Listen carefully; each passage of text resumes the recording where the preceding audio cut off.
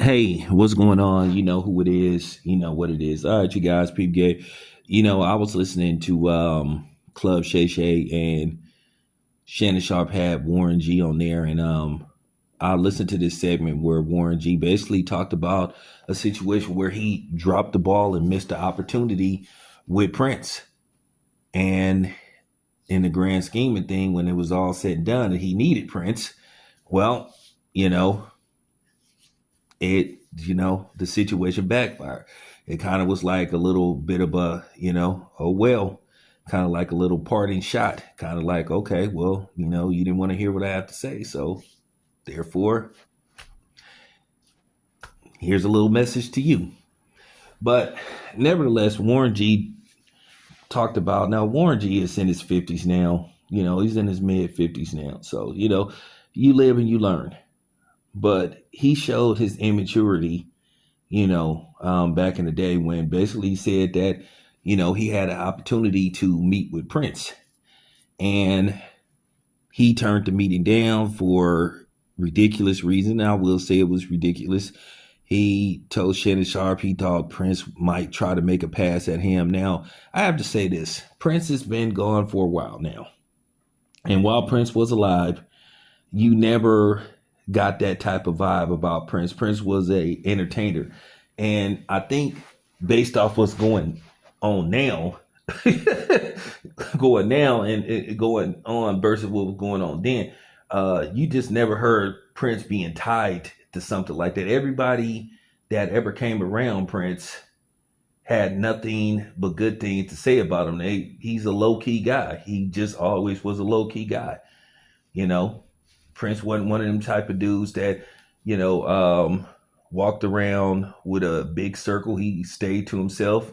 Of course, he had his security when it was time to, perform and do all that kind of stuff. But he was one of them dudes. He wasn't just always out there like that. When Prince wasn't out and about performing, he was at home in the lab creating music, writing music. We all know that Prince was a musical genius when it came to songwriting and performing and producing. He was that dude. He was a musical genius, and he's a musical legend. He's one of the best that ever did it.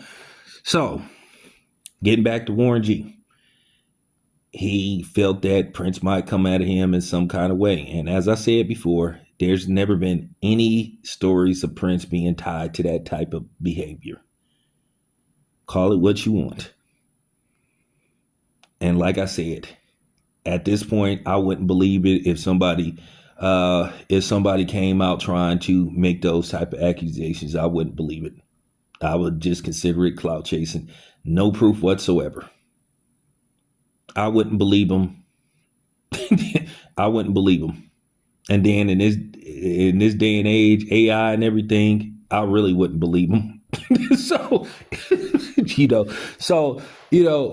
that being said, with that being said, he missed out on the opportunity. He basically turned down the meeting. Now, ironically, Warren G said he had a song that he sampled from Prince. Wonder what song it was, but he said he sampled a song from Prince. It featured him and the late great Nate Dogg. And basically, when it came time to get clearance to use the song, Prince wouldn't clear the song, so he wasn't able to use the song. He said had that song came out, he said it would have been a smash hit. He said it probably would have been another Regulators. To this day, Warren G still makes a lot of money off that song, Regulators. Him and Michael McDonald. Michael McDonald is the guy that Warren G sampled it from. It was called, what's that song called? I Can't Forget. Michael McDonald has one of the most recognizable voices ever. But yeah, the original song, and it was funny, Michael McDonald told Warren G his son likes his version better than he does his. So, and shout out to Michael McDonald for being a good sport and clearing the sample. So, but nevertheless, Warren G say he still gets paid to this day from that song because people still use that song on movies and commercials and all that kind of stuff. So, good for both of them.